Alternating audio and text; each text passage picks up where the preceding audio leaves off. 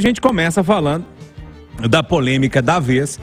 O presidente da Câmara de BH disse que Léo Burguês, vereador que renunciou ontem, fica inelegível por 8 anos, mesmo com renúncia. Lei prevê perda dos direitos políticos por 8 anos, como eu disse, mesmo que o político renuncie antes da abertura do processo de cassação. Pelo menos essa é uma interpretação da lei. Outras pessoas interpretam de outra forma. Aí que está a polêmica. Burguês foi indiciado pela Polícia Civil e deixou o cargo antes que o pedido de cassação fosse votado. Eduardo Costa, como eu estou vendo polêmica e que a gente vai ouvindo os juristas, uma fala um jeito, outro fala que pode ser do outro jeito, ou seja, vai judicializar e a gente vai ver se arrastar por muito tempo, acredito. Bom dia. Bom dia para todo mundo. O Malco pode me corrigir, mas acho que justiça eleitoral é igual jabuticaba, só no Brasil, né? E ela é assim. Eu casso o seu mandato, você recorre para a segunda instância, a segunda instância diz que está cassado, vai para a terceira e vai enrolando até o mandato acabar. Agora, no caso de se tornar candidato ou não, pelas informações que tenho, houve uma mudança de que não basta o cara renunciar. Ele perde os direitos por algum tempo. Vamos ver. A gente torce para que a Câmara Municipal tenha a paz e comece a produzir. Agora já tem uma outra denúncia de rachadinha, de prevaricação, um monte de coisa mais. Mas tomara que a Câmara pegue ritmo. Você viu essa notícia da Edilene de Brasília? De que o FUAT está lá para pedir, para deixar para 25 a reforma da Previdência, sem a qual o município fica inviabilizado perante o governo federal no que toca a empréstimos e outras contrapartidas a partir do meio do ano. Quer dizer, o que aconteceu na Assembleia, que o Zema teve que ir ao Supremo para poder pleitear aquele regime de recuperação fiscal, provavelmente pode acontecer em Belo Horizonte. Pelo que eu sei, Júnior, que a minha memória não estiver me traindo, o prazo inicial era setembro de 2020. Aí a prefeitura conseguiu, e as outras prefeituras, para 31 de dezembro de 2020. A Câmara Municipal aprovou em primeiro turno e o trem está parado. Então, gente, nós temos que pôr a bola para rodar. A cidade precisa de andar, João. O Rita Mundim, mais uma vez a tal da judicialização. Parece que isso vai se arrastar por muito tempo. Bom dia para você. Pois é, Júnior, bom dia a todos. A justiça no Brasil, ela tem que ser, a gente tem que fazer uma reforma judiciária, porque não é possível. Tudo aqui é paralisado judicialmente. E paralisado não, a gente faz de conta que vai ter uma decisão e a coisa vai sendo empurrada com a barriga. Então, aprender o caminho das pedras, então a gente tem que consertar e pavimentar esse caminho para que a justiça realmente ocorra em todos os níveis. Ô Ricardo Kertzmann, além de tudo que aconteceu e essa discussão que vai gerar polêmica, enfim, eu queria dar um passo atrás e voltar à quarta-feira, durante o plantão da cidade com o Eustáquio Ramos, em que o Lucas Ragazzi fez 2 entrevistas. Uma com o vereador que tinha acabado de renunciar e outra com o presidente da Câmara. E as 2 entrevistas, uma por um pouco mais de tranquilidade, talvez até um certo sarcasmo, e outro com um total descontrole. Me assustou, essas 2 entrevistas me assustaram, e eu queria saber também a sua leitura, além dos caminhos que você vai tomar. Bom dia, Júnior, bom dia, amigos. Deixa eu começar pelo começo, né?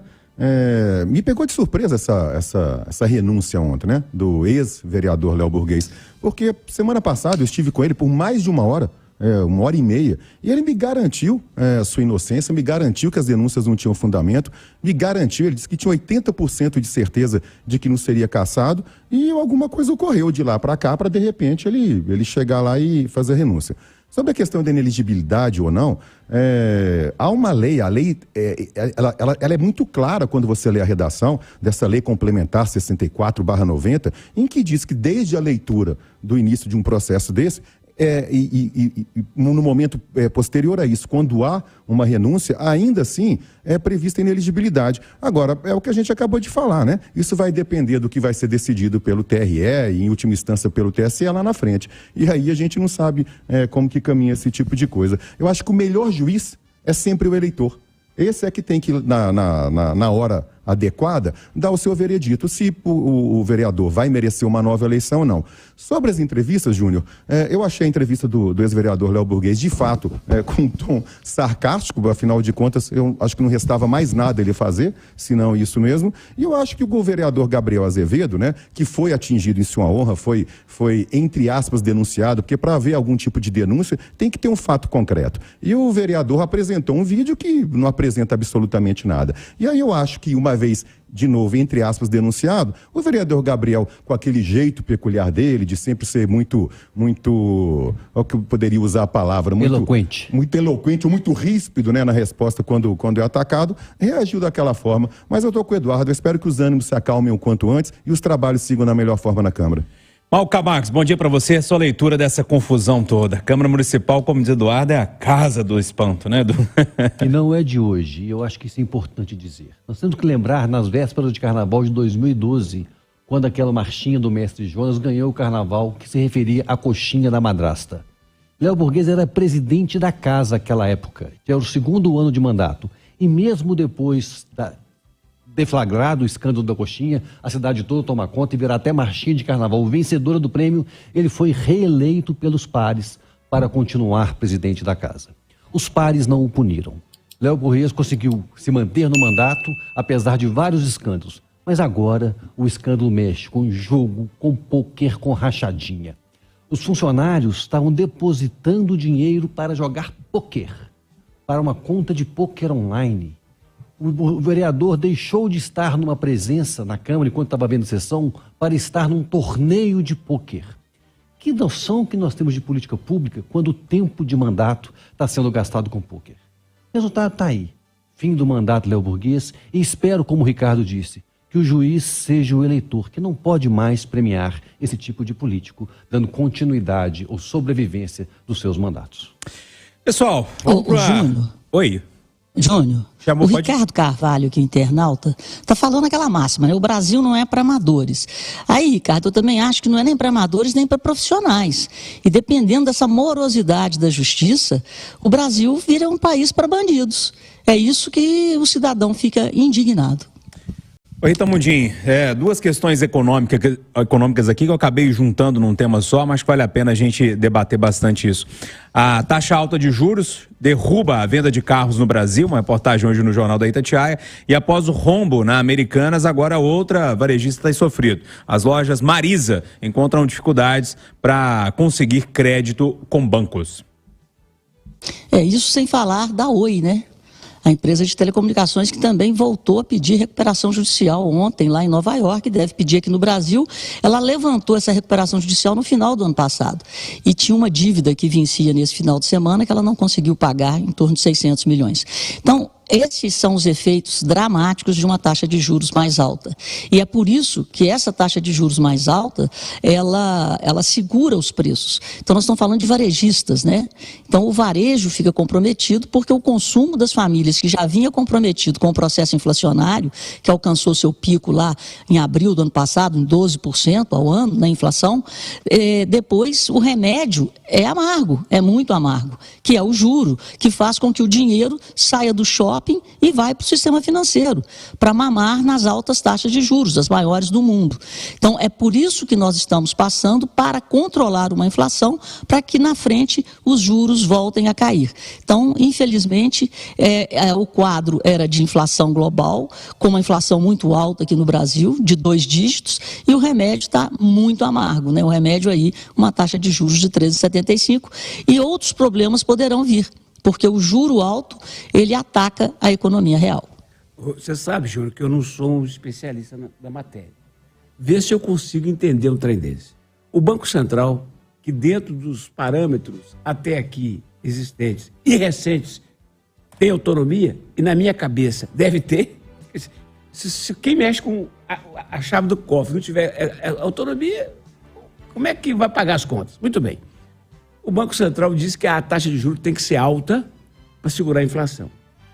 Eu, que sou só um cidadão que não entendo do mercado maior, do mercado menor, acho que taxa de juros altas, você não poder comprar, pode prejudicar a economia, mas é muito melhor do que a inflação. Você concorda comigo? Então o Banco Central está falando isso. Mas o Lula quer que baixe o juro da marra. E ontem eu escutei, entre outras declarações assustadoras, uma do Randolfo Rodrigues. Ele deu entrevista ontem, vocês devem ter visto, ele falou o seguinte: a nossa expectativa é de que a taxa de juros chegue ao final do ano em 8%. O Randolfo Rodrigues que está mandando qual que vai ser a taxa. Aí um cara entrou lá na internet e falou um negócio que eu acho que tem razão. Ele falou que se continuar desse jeito, vai deixar de ser Banco Central, vai ser Banco Central.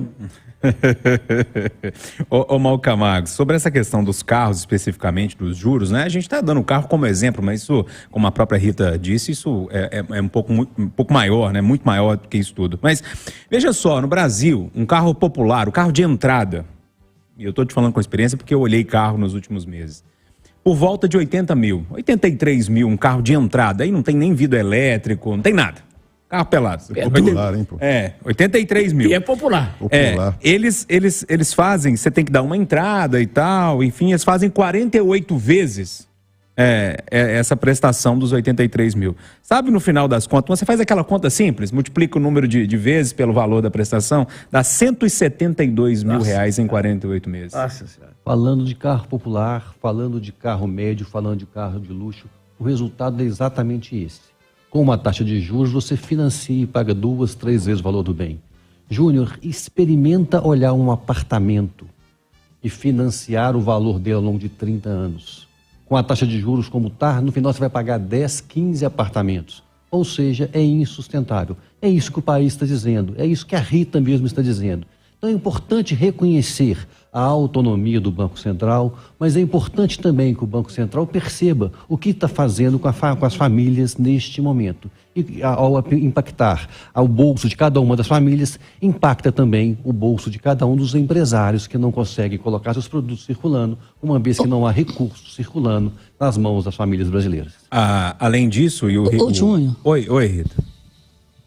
Só quero acrescentar aí ao Mal que é o seguinte: enquanto as taxas de juros continuarem subindo nos países desenvolvidos, nós somos um país emergente e nós não estamos vivendo um soluço inflacionário porque essas taxas estão atraindo o capital especulativo que entra no Brasil para mamar nos nossos juros. Isso é triste, mamar no sangue da sociedade. Mas o que acontece? Essa entrada de capital especulativo é que não deixa o dólar subir. Porque se a taxa de juros cair antes que termine o processo de alta de juros nos países desenvolvidos, nos Estados Unidos, na zona do euro, no Reino Unido, o dinheiro para de entrar no Brasil. E ao parar de entrar, o dólar sobe e o dólar alimenta a inflação. Então, esse é o raciocínio. E outra, nós temos que ter previsibilidade, porque se houver previsibilidade, as taxas de juros poderiam voltar a cair agora, em março, mas não existe ainda a âncora fiscal. Existe a promessa de âncora. Na hora que colocarem a âncora na mesa, ok, os juros podem cair. Então, vamos botar a mão na consciência que não existe programa econômico. De onde virão as receitas para cobrir as despesas que só estão aumentando?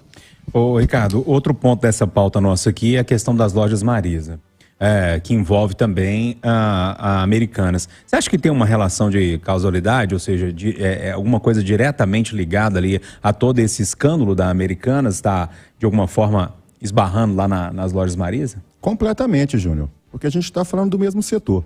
Quando um varejista do tamanho, da envergadura das lojas Americanas apresenta um rombo desse tamanho, né, isso impacta todo o segmento. Esse caso, ele é muito emblemático, ele deveria servir até como um pouco de lição, né? Como algo pedagógico para o presidente Lula. Juro, não é uma vontade, não depende da vontade do presidente do Banco Central, da minha ou de qualquer outra pessoa. Juro é o custo do dinheiro.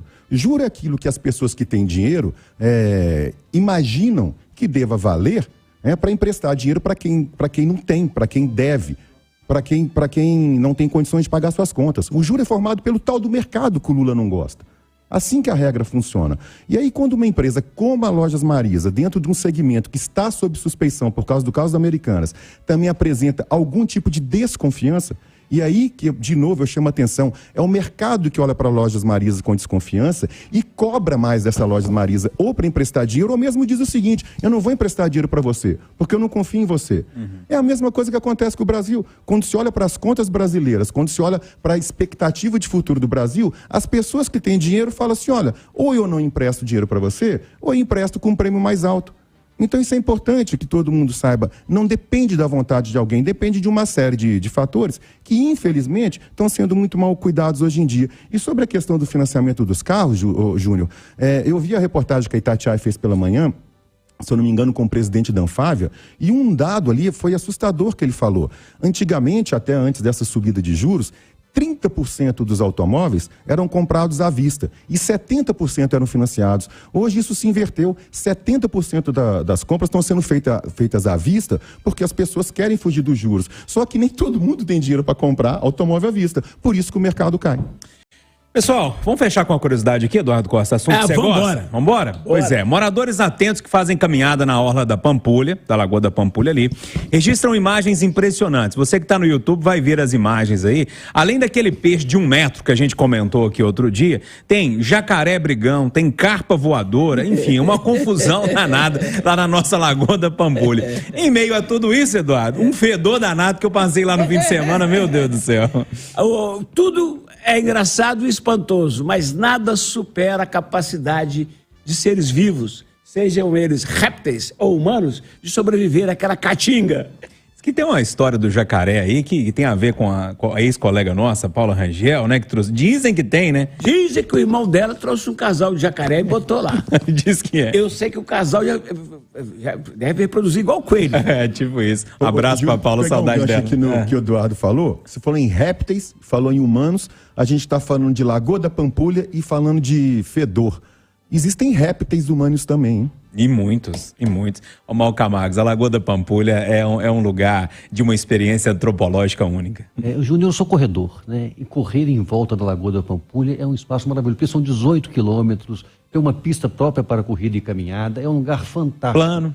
Plano, mas o descuido pela lagoa faz com que o ambiente, às vezes, fique inóspito para quem está lá. Você corre na Rodrigo de Freitas também, lá no Rio de Janeiro, na Lagoa Rio de Janeiro. Ela tem 7 quilômetros, mais apertada e tal. Mas você vê barcos passando, você vê pedalinhos, crianças usando a lagoa para andar de pedalinho, pessoas remando, treinando, equipes de remo treinando, barcos à vela circulando por lá. Poxa, por que a nossa Pampulha também não pode ser assim? Os bichos estão lá, Rita Mundim, mas a gente está tendo dificuldade de usar também o mesmo espaço. Olha, e do jeito que está, daqui a pouco até os bichos terão dificuldade. É uma total falta de descaso com um cartão postal. Nós já tivemos um iate, nós tivemos um iate clube, presta atenção. Então, quer dizer, a Lagoa da Pampulha, que seria em qualquer lugar desenvolvido do mundo, um ponto de atração, um equipamento da humanidade para lazer e entretenimento, aqui se transforma em um ponto que a gente não pode chegar próximo por causa do mau uso das águas da lagoa. Ou seja, a lagoa virou um depósito de esgotos. Rita, estou olhando para o acidentão aqui, lembrando do Tibau, que queria fazer uma praia na Pampulha. E achavam-no excêntrico. Não imaginava as carpas. Quem é o cidadão? As capivaras e os jacarés. O político mesmo. Tibau, Pararatibum. Então, ponto final da nossa conversa de redação. Teve Eduardo Costa, Mal Camargos, Ricardo Kertzmann e também Rita Mundim.